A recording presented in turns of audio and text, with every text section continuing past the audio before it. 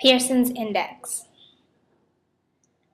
Pearson's index of skewness is a value used to determine the degree of skewness of a variable. You find Pearson's index by using this formula: 3 times the mean minus the median, all divided by the standard deviation. Here is an example of how to do Pearson's index. Now get your paper and pen out. You're going to need to write this down. The data shown below consists of the number of strikeouts Chelsea Rex had last season in each game. Now get your paper out because you're going to need to write these numbers down. Ready? 5, 11, 14, 5, 5, 11, 12, 9, 9, 8, 13, 7, 6, 9, 8, 7, 12, 7, 9, 6. Got it?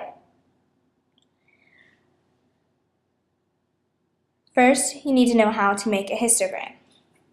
To make a histogram, you need to know the range, width, class limits, frequency, and class boundaries.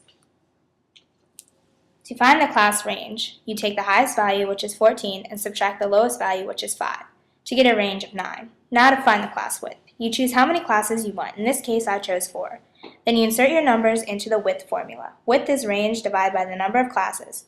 So 9 divided by 4 equals 2.25. Now remember to round up, so your width is 3. Now that you determine the width is 3, you add that to the lowest value. So 5 plus 3 equals 8. You keep adding 3 till you have 4 classes. So your lower class limits are 5, 8, 11, and 14. To find the upper class limits, you subtract 1 from the second lower limit. So 8 minus 1 is 7. You then add the width of 3 to that number, so 7 plus 3 equals 10. Keep adding 3 till you get 4 classes. This is shown in the green. The class limits are in the charted to the left. 5, 7, 8 to 10, 11 to 13, and 14 to 16. Now, frequency. This is how many times that number occurs in the distribution. On the right, I have all 20 numbers. I circled each number that fit in the class with a different color.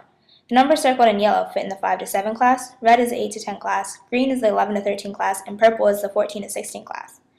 The chart shows the class limits with the frequency. So the frequency for the class limit, 5 to 7 is 8, 8 to 10 is 6, 11 to 13 is 5, and 14 to 16 is 1.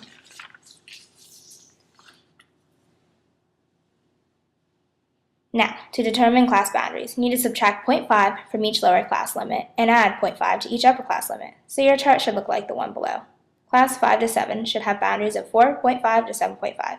Class 8 to 10 will be 7.5 to 10.5. Class 11 to 13 boundaries are 10.5 to 13.5, and then 14 to 16 is 13.5 to 16.5. Now, you can make your histogram. Labeling the y-axis as frequency, and the x-axis is strikeouts, which is where your class boundaries go. So orange is class 5 to 7 with a frequency of 8, blue is 8 to 10 with a frequency of 6, red is 11 to 13 with a frequency of 5, and purple is 14 to 16 with a frequency of 1. Now that your histogram is done, we can check for skewness by using Pearson's index formula. That is shown. You find mean by adding all the values together and then dividing by the total number of values. So 173 divided by 20 equals 8.65. We determined that Chelsea had an average of striking out 9 batters in each game. Then, to determine the median, which is the midpoint, we have two middle numbers, 8 and 9. So we need to add them together and divide by 2. 8 plus 9 equals 17, and 17 divided by 2 equals 8.5 for your median.